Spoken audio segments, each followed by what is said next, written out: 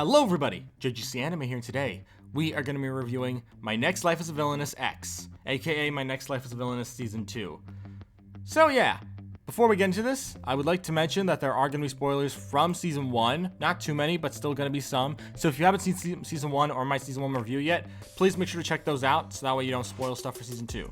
With that out of the way, let's begin. So, what is a basic story summary to start this off? Basically, now that the Villainess had finally gotten through the entire game, and she has successfully managed to pass all the death flags from the main storyline, she's now living a happy life with all of her friends in this world.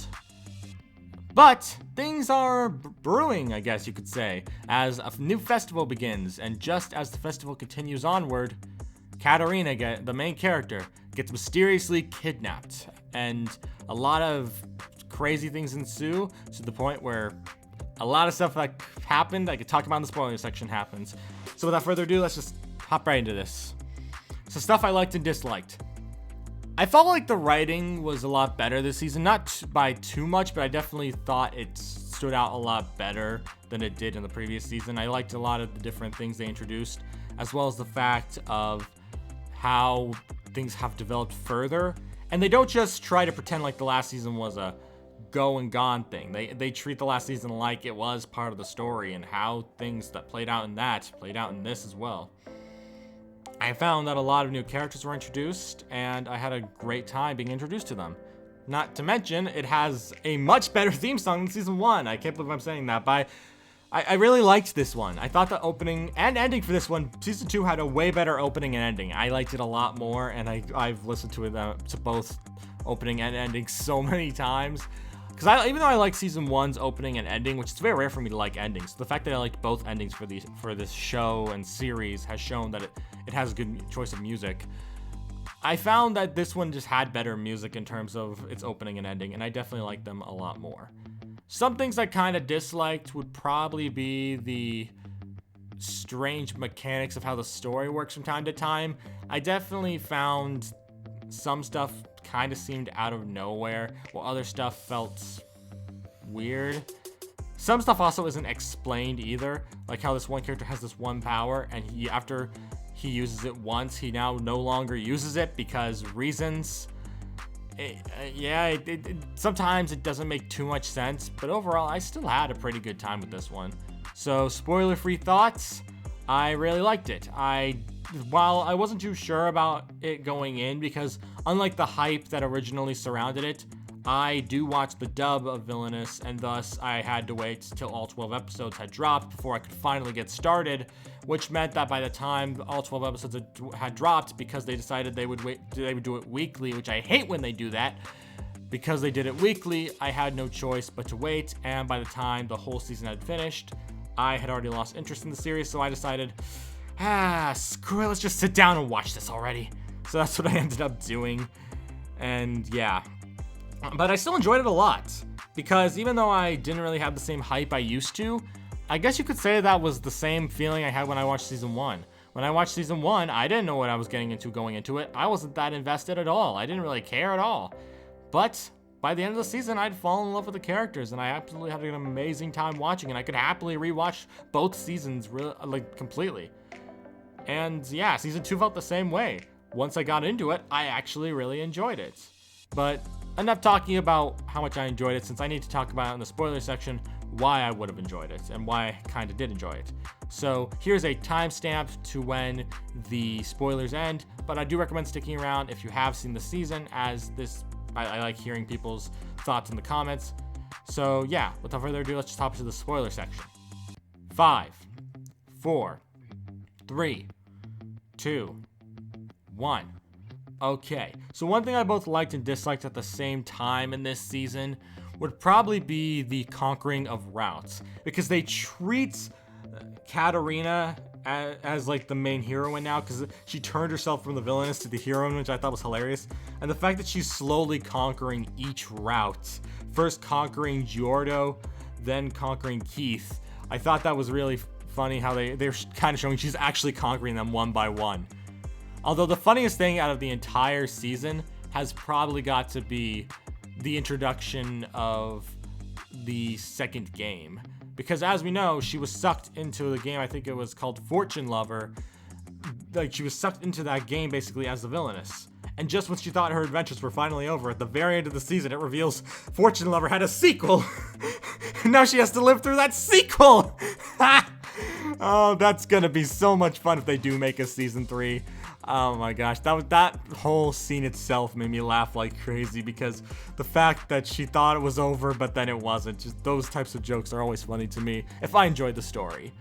And I think the comedy still striked pretty hard in this season. Well, I can't say I liked every single joke. I definitely found the whole dynamic between Katarina and this weird living teddy bear thing where they both hate each other is really weird. I'm sure they might explain it down the line, but for the most part, I really didn't care for it. When I saw it in the intro, I was just like, oh crap, we got one of these things. And yeah, it was definitely the least favorite part for me. I didn't like it at all. And definitely felt like the story moved all over the place from time to time, similar to the first season. But I didn't mind too much.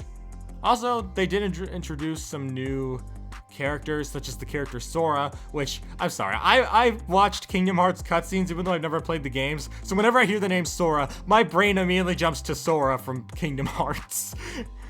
But yeah, I still think he was an interesting addition.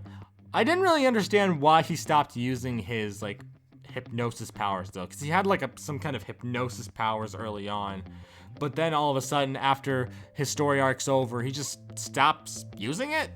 Because, I guess, it's just because.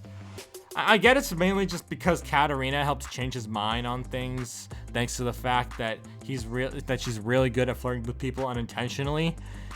But it was still odd that even I feel like sometimes it's important to remember a character. I definitely have to say, out of all the storylines in this season, my favorite has got to definitely be about Keith. I thought the Keith storyline that wrapped up the season was very well done. I really liked it. And while I can't really get into basically what, I don't care what people say. Just because they're not blood related does not make it not incest. I find incest to still be a very uncomfortable topic, especially considering I have a family. Not like I live with my brothers, sisters, and parents right now. Who knows, that might change in the future. But the idea of getting with them just sounds so uncomfortable. Even if they weren't related by blood, it just sounds so uncomfortable. And the fact that these stories always introduce this have always made me feel uncomfortable about it. And even though I know Keith is just a brother from another mother, it's still weird and I can't get behind it. So if Keith is the final one who wins the whole thing over, I don't know if I could support that or not. But I still found his storyline to be very investing, and I had a great time watching that storyline. I definitely think it was the strongest. I was also quite surprised with what Giordo did earlier in the season, where after Sora was sent away to basically what should have been prison before he just showed up as a wizard type person helping other people. After he leaves, Giordo sees that Sora tried to make a move on Katarina and then kissed her out of the blue, which I thought was interesting, and I would have been quite surprised by it if Crunchyroll hadn't put up a clip of it beforehand in the Japanese. Oh, the pains of a dub watcher. Well, I watch both, so if I want to, I could have switched to sub. I just chose not to because I was used to dub by this point. But yeah, there are so many surprising moments throughout this season that I really enjoyed, and I definitely could say that it's a strong second season. The feeling I get from the show is the same I get from the show Is It Wrong to Pick Up Girls in a Dungeon, where it shouldn't really work. In fact, it sounds like it's something I really wouldn't be invested in. But for some reason, I'm really into it, and I really want to see how things continue. I don't know how it works like that, it just kind of works out that way. And that's exactly how I view it. So, we're at the conclusion now. My final thoughts. I liked it. I thought it was a great follow-up to Season 1, and it just felt like its own season as well. I had a great time watching it, and similar to how I felt with Season 1, I was quite surprised by how much I enjoyed it. It definitely stands as a good follow-up to a Season 1, and I think it stands above it as a great sequel. When I say it's better than Season 1, though, when I say that, it's a mixed feeling, because they both felt the same to me. I can't really say one was better than the other. But I can't really say they're the same at all. It's a very confusing process. But yeah, that's all I really have to say. And that's why I give this season of My Next Life as a Villainess a 7 out of 10. Lots of good solids, a few negatives, but not really, because I did find the story dragged on a bit from time to time, but I still had a great time, and that's all I can really say. Thank you all for watching. If you're new to the channel, don't forget to subscribe. I try to upload anime reviews every single week, and I thank you all for watching. Peace!